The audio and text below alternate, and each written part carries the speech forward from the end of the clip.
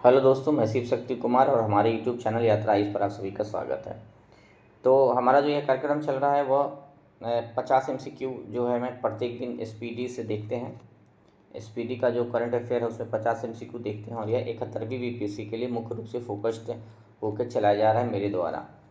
और इसमें हम 50 MCQ देखते हैं, साथ साथ उसका एक्सप्लेनेशन भी देखते हैं और जो भी महत्वपूर्ण तथ्य होता है जो 71वीं बीपीएससी के लिए ज़रूरी है उसको देखेंगे।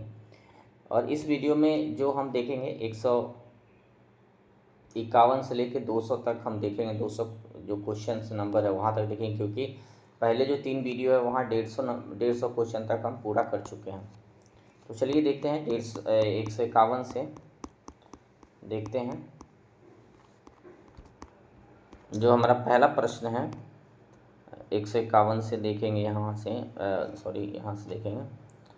जो हमारा पहला प्रश्न है कि 1 अप्रैल को भारत के किस राज्य ने अपना 90वां स्थापना दिवस मनाया? तो उड़ीसा। याद रखेंगे। और इस तरीके का प्रश्न आने की संभावना बहुत कम है। जो प्रश्न नहीं आने की संभावना होता है हम उसको काट देते हैं। चलिए आगे देखते हैं। किस देश की जनसंख्या में लगातार 14वें साल गिरावट दर्ज किया गया है? तो जापान है। जापान की जनसंख्या लगातार 14वें साल गिरावट दर्ज किया गया है। तो प्रजनन दर जिस देश का जो है 2.1 से कम होता है इसको जनसंख्या स्थिर जनसंख्या प्रजनन दर बोलते हैं 2.1 को। अगर किसी देश की जनसंख्या जो है वो प्रजनन दर 2.1 से कम है वहाँ का, तो वहाँ क्या होता है कि उस देश की जनसंख्या घट जाती है। और इसमें जापान, न्यूजीलैंड और बहुत सारे यूरोपीय देश आते हैं जिनका जो प्रजनन दर है 2.1 से कम। भारत का भी देखेंगे तो 2.0 प्रजनन दर हो गया है, लेकिन कई राज्य में जैसे बिहार में देखेंगे तो 2.9 है। इसको भी याद रखेंगे। तो भारत में भी जनसंख्या घटना शुरू होगा। चलिए आगे देखते हैं। अगला जो हमारा महत्वपूर्ण प्रश्न है कि किस राज्य सरकार ने भूमि सुरक्षा और पारदर्शिता सुनिश्चित करने के लिए भू भारती पोर्टल लॉन्च किया है? तो तेलंगाना। याद रखेंगे। भू भारती पोर्टल कौन लॉन्च किया है? तेलंगाना। संभावना कम है, लेकिन वो एक से सरसरी नज़र से एक बार देख सकते हैं। लगातार 34 साल भारत का सबसे बड़ा व्यापारिक साझेदार कौन रहा? अमेरिका रहा। अमेरिका जो है लगातार 34 साल में भारत का व्यापारिक सबसे बड़ा साझेदार रहा। मतलब भारत जो है इसके साथ आयात निर्यात सबसे ज़्यादा करता है दुनिया के अंदर। साथ में इसके बाद चीन का स्थान आता है। चीन से भी हमारा आयात निर्यात बहुत ज़्यादा होता है। तो चीन और अमेरिका आगे पीछे होते रहता है। एक बार चीन जो है आगे हो गया था, तो इसलिए याद रखेंगे अभी जो है सबसे बड़ा भारत का व्यापारिक साझेदार कौन है? अमेरिका है। ये आने की संभावना है क्वेश्चन। चलिए आगे देखते हैं। अगला जो प्रश्न है हमारे समक्ष जो है 55 नंबर क्वेश्चन का प्रश्न है। त्रिभाषा पॉलिसी को लागू करने वाला पहला भारतीय राज्य कौन है? तो महाराष्ट्र। इसको भी याद रखेंगे। त्रिभाषा पॉलिसी को लागू करने वाला पहला राज्य कौन है? महाराष्ट्र है। चलिए आगे देखते हैं। भारतीय सेना के कितने जवान को संयुक्त राष्ट्र पदक दिया गया है? तो भारतीय सेना के कितने जवान को संयुक्त राष्ट्र जो है पदक दिया गया है? तो इसको याद रखेंगे। 821 जवान को दिया गया। 821 जवान को दिया गया। अगला देखते हैं। काफ़ी महत्वपूर्ण क्वेश्चन हो जाता है 71वीं बीपीएससी के लिए। हालिया जारी एक रिपोर्ट के अनुसार कौन सा राज्य सरकारी अस्पतालों में मरीजों को मुफ्त दवा वितरण करने के मामला में अव्वल रहा है? तो बिहार। बिहार जो है सरकारी अस्पतालों में मरीजों को मुफ्त दवा वितरण करने में मुफ्त की जो दवा वितरण करने में क्या है, अव्वल स्थान पे रहा है बिहार। इसको याद रखेंगे। चलिए आगे देखते हैं। किस देश के मासाकी काशीवारा को एवल पुरस्कार 2025 दिया गया? तो इसको याद रखेंगे। एवल पुरस्कार 2025 दिया गया है किसको? मासाकी काशीवारा को। ये जापान के हैं। तो आप बेसिकली याद रखेंगे, नाम याद रखना जरूरी है।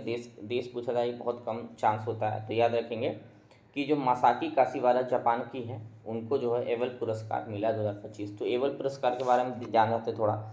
जो एवल पुरस्कार है उसे गणित का नोबेल पुरस्कार भी बोला जाता है। तो ये गणित का नोबेल पुरस्कार भी बोला जाता है। तो सीधा प्रश्न आ सकता है कि किसे गणित का नोबेल पुरस्कार बोला जाता है? तो याद रखेंगे कि कौन है? एबल पुरस्कार है। इसको कौन देता है इसको भी याद रखेंगे। और ये गणित के क्षेत्र में दिए जाने वाला पुरस्कार है, तो इसको भी याद रखेंगे। और इसको देता है कौन? नॉर्वेजियाई academy of science and letters द्वारा संचालित है। और नॉर्वे की संसद द्वारा जो है ये दिया जाता है। तो इसको भी याद रखेंगे। चलिए आगे देखते हैं।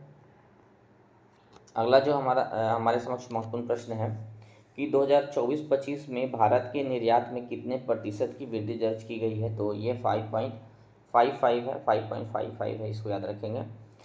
देखते हैं कि देश का पहला पूर्ण साक्षर राज्य कौन बना है? पूर्ण डिजिटल साक्षर राज्य। देखिए डिजिटल शब्द का इस्तेमाल हुआ है। तो केरला है। और डिजिटल साक्षर होने का मतलब क्या है कि किसी व्यक्ति के पास या समूह के पास जो है डिजिटल उपकरण, इंटरनेट और डिजिटल सेवाएं का उपयोग कितना करता है। तो वहाँ देखें कि केरला में 100% जो लोग हैं डिजिटल साक्षर है, कहीं ना कहीं इंटरनेट का, फ़ोन का, मोबाइल का, लैपटॉप का और सरकारी जो डिजिटल सेवाएं हैं उनका उपभोग करने में केरला जो है सबसे आगे है, इसलिए उसको पहला पूर्ण डिजिटल साक्षर राज्य भी माना गया है। चलिए आगे देखते हैं। हाल ही में रक्षा साहित्य महोत्सव कलम कवच 20 का आयोजन कहाँ किया, तो नई दिल्ली में। इसको याद रखेंगे क्या है, ये सीधा सकता है कलम कवच 20 क्या है, तो ये क्या है, रक्षा साहित्य महोत्सव है। रक्षा साहित्य महोत्सव, इसको याद रखेंगे। चलिए देखते हैं 162 नंबर जो प्रश्न है हमारे समक्ष है कि किस आईआईटी ने कीटाणु से लड़ने के लिए होस्ट प्रोटीन की खोज की है, तो आईआईटी बॉम्बे, इसको याद रखेंगे। किस आईआईटी ने कीटाणु से लड़ने के लिए होस्ट प्रोटीन की खोज की है, तो आईआईटी बॉम्बे द्वारा होस्ट प्रोटीन की खोज किया गया है। चलिए आगे देखते हैं। किस राज्य के मुख्यमंत्री ने ई सेहत ऐप का शुभारंभ किया है, तो ई सेहत ऐप का शुभारंभ कौन किया है, जम्मू कश्मीर राज्य के मुख्यमंत्री द्वारा किया गया है। तो इस तरह का सवाल कम आने के चांस होता है क्योंकि दूसरे राज्य का बहुत कम पूछा जाता है। फिर याद रखेंगे ई सेहत ऐप किसके द्वारा शुरू किया गया, जम्मू कश्मीर के द्वारा शुरू किया गया।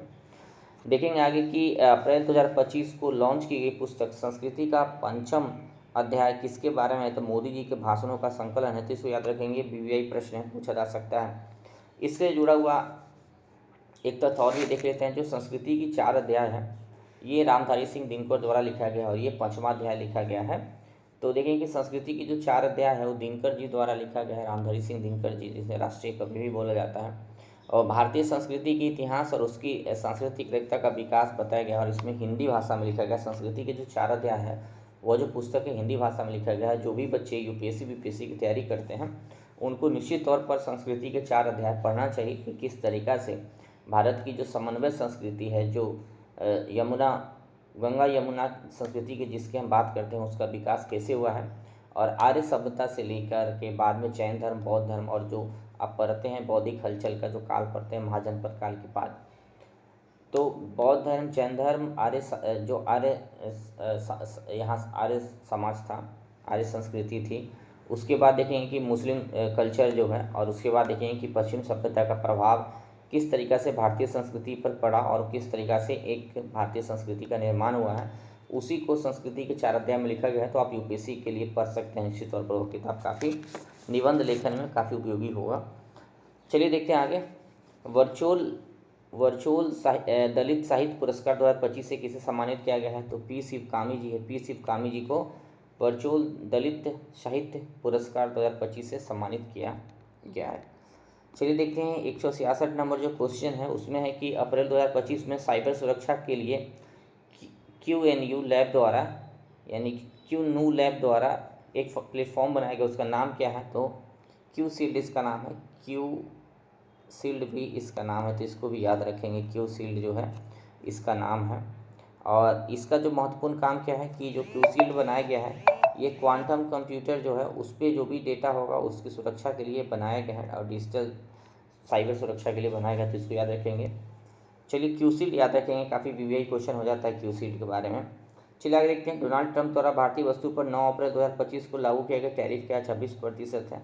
तो ये डेट ये तो पूछेगा नहीं और ये भी नहीं पूछेगा, तो कोई बात नहीं है। लेकिन अभी देखें कि टैरिफ बार चल रहा है भारत में और अमेरिका के बीच, अमेरिका और चीन के बीच, क्योंकि डोनाल्ड ट्रंप जी जो है भारत की वस्तु पर टैरिफ बहुत लगाते हैं। उसका कारण है कि उन्होंने बोला है कि आप रसिया से तेल लेना बंद करिए, जबकि भारत बोला है कि हम रसिया से तेल लेते रहेंगे क्योंकि हमारे राष्ट्रीय हित के लिए ज़रूरी है।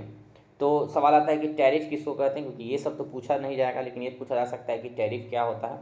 तो टैरिफ क्या होता है कि किसी भी सरकार के द्वारा अपने देश में आयातित वस्तु या फिर निर्यातित वस्तु जो भी हो, अपने देश में आयात हो रहा हो या फिर देश से बाहर जाने वाला वस्तु हो, जब सरकार उस पर टैक्स लगाती है तो उसको टैरिफ बोलते हैं। इसमें टैरिफ होगा तो उसमें इंपोर्ट टैरिफ भी होता है, एक्सपोर्ट टैरिफ भी होता है।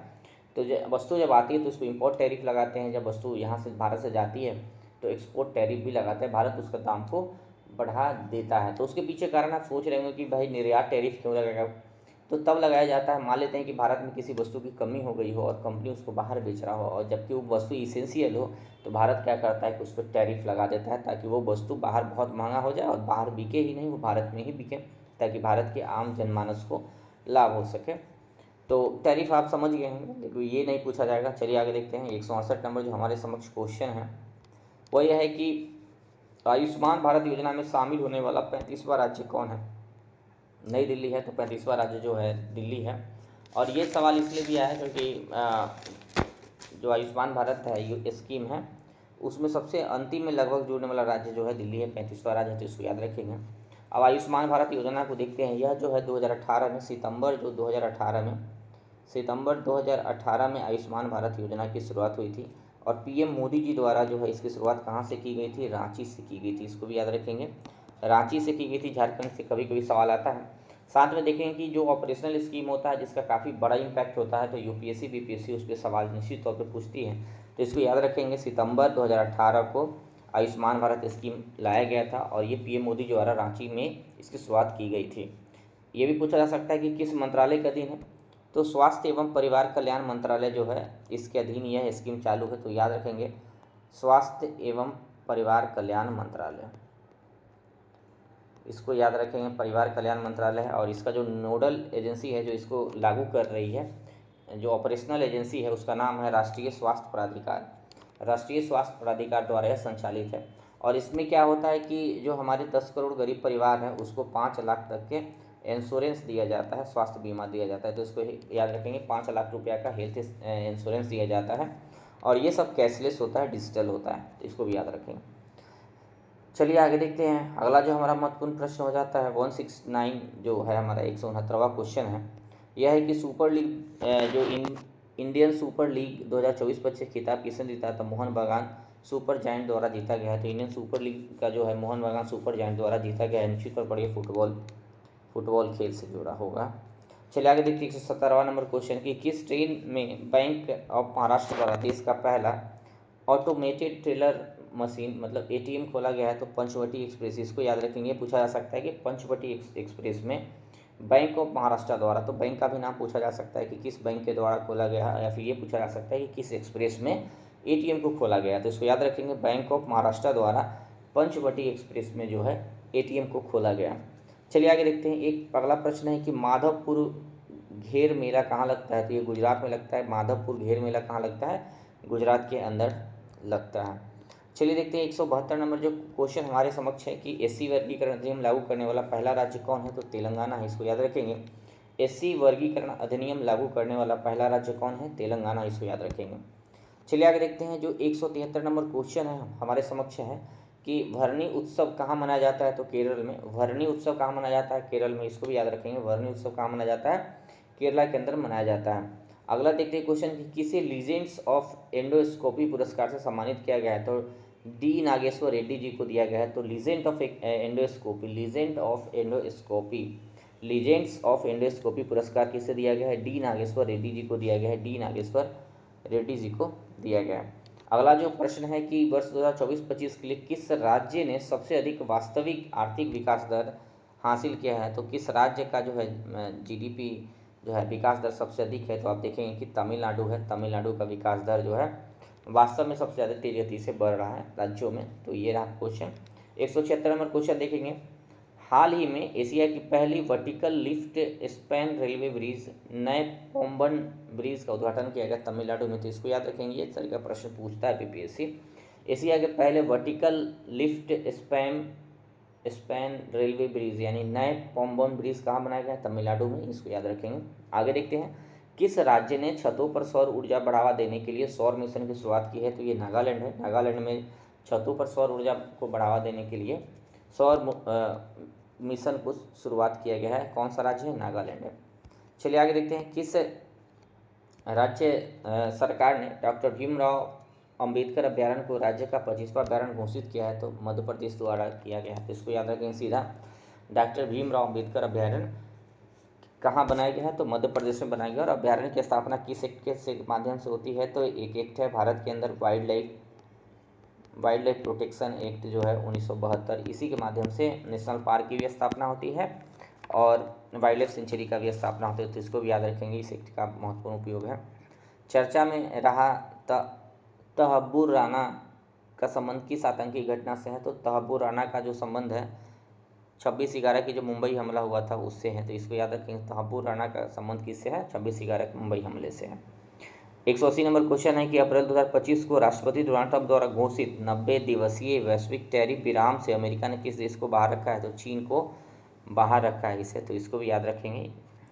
चलिए आगे देखते हैं। अगला जो हमारे समक्ष प्रश्न है कि 181 नंबर की वक्फ संशोधन अधिनियम 2025 कब लागू किया गया था? तो 8 अप्रैल 2025 को। जो वक्फ संशोधन अधिनियम 2025 है वो कब लागू किया गया था? 8 अप्रैल 2025 से लागू किया गया। और इसमें देखेंगे कि जो वक्फ का जो संपत्ति है उसके प्रबंधन के लिए, उसके एडमिनिस्ट्रेशन के लिए इस एक्ट में सुधार किया गया है पहली बार। और वक्फ जो होता है, आप देखेंगे कि वक्फ जो है मुस्लिम धर्मावलंबियों की वह संपत्ति होता है जिसका उपयोग जो है उनके धर्म के लोगों के हितों में किया जाता है। तो उस तरीके के संपत्ति के रेगुलेशन के लिए एक्ट को लाया गया था और इसको लेके पूरे इंडिया में देखेंगे कि बहुत चर्चा भी रहा, विवाद भी रहा। तो ये पूछा जा सकता है कि कब से लागू है, तो याद रखेंगे 8 अप्रैल 2025 से यह लागू है। 8 अप्रैल 2025 से वक्फ संशोधन अधिनियम 25 लागू हो गया। राष्ट्रपति द्रौपदी मुर्मू को लिस्बन में कौन सा पुरस्कार मिला है? तो इसको भी याद रखेंगे, लिस्बन में मिला है। लिस्बन में मिला है कौन सा? Key to the city of Lisbon, key to the city of Lisbon पुरस्कार द्रौपदी मुर्मू जी को मिला है। Key to the city of Lisbon पुरस्कार किसको मिला है?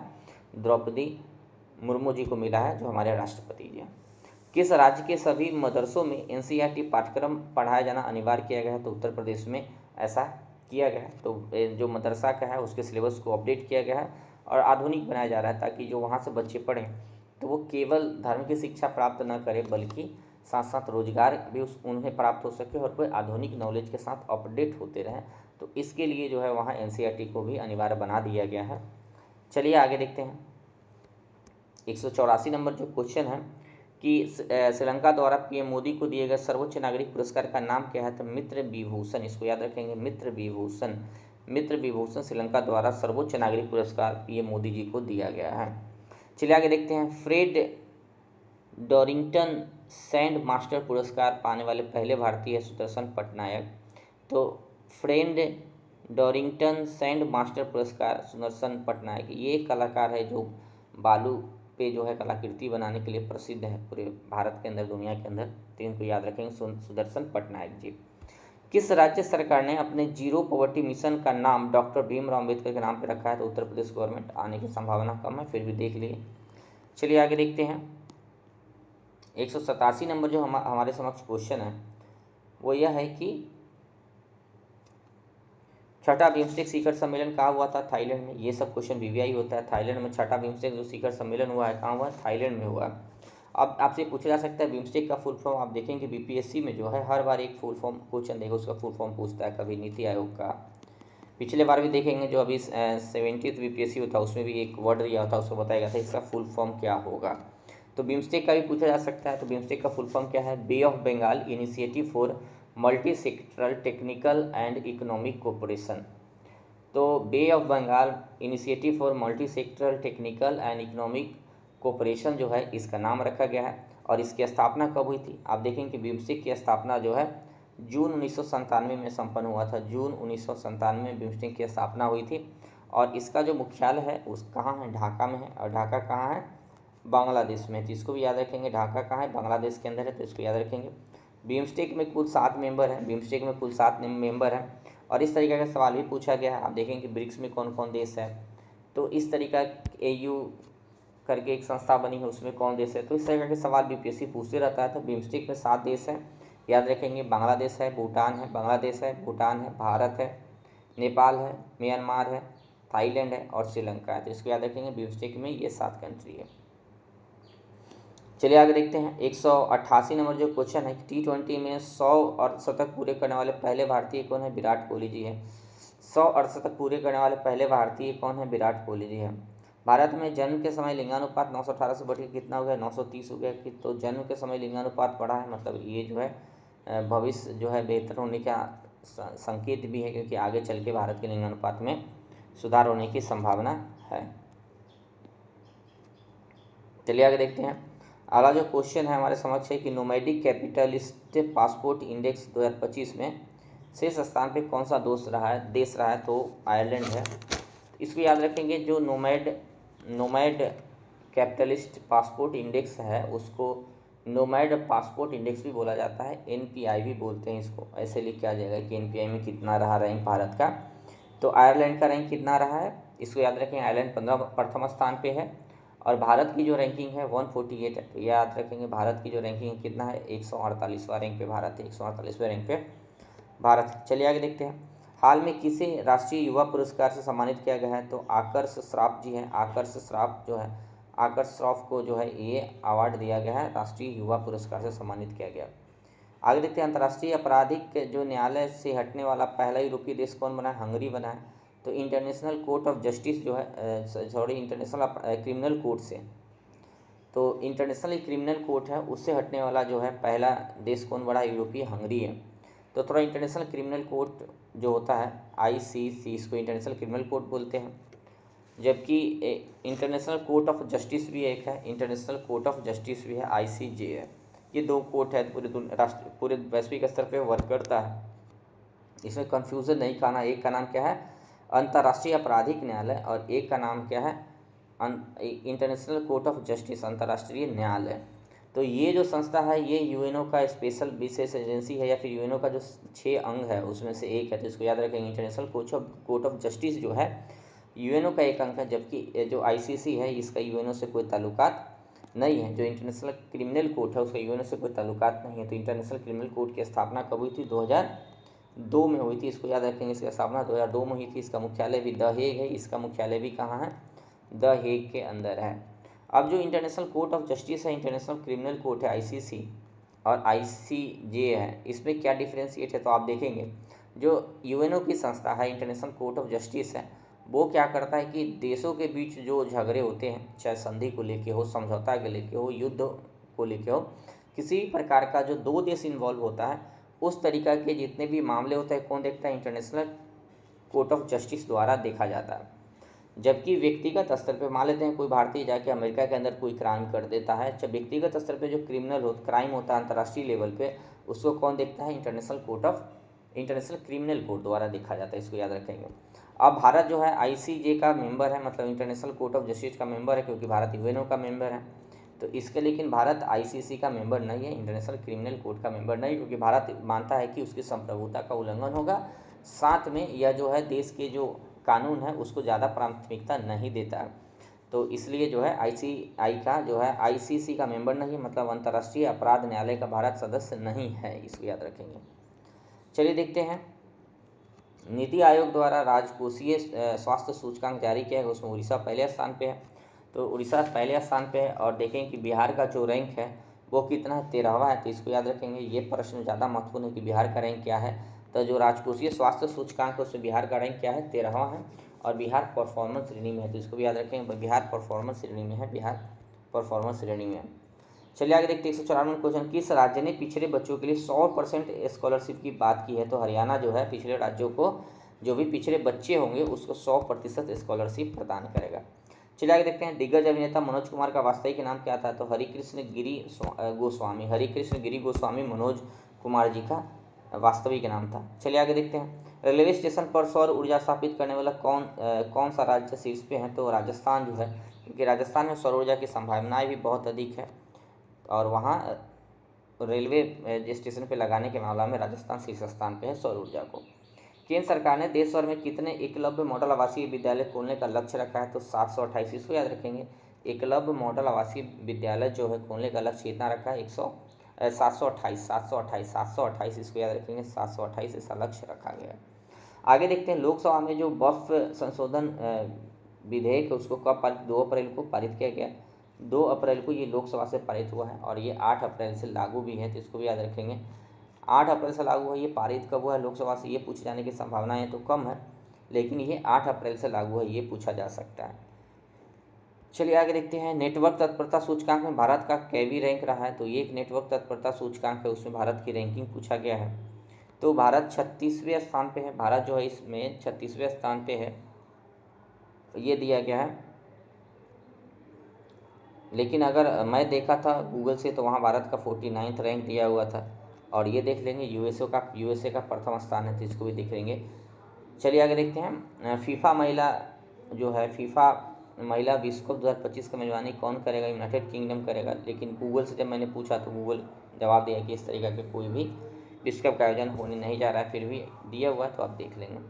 तो ये था हमारा आज का video. Thank you for watching मी, और फिर हम अगले वीडियो के साथ आप समक्ष मिलते हैं। Thank you, bye.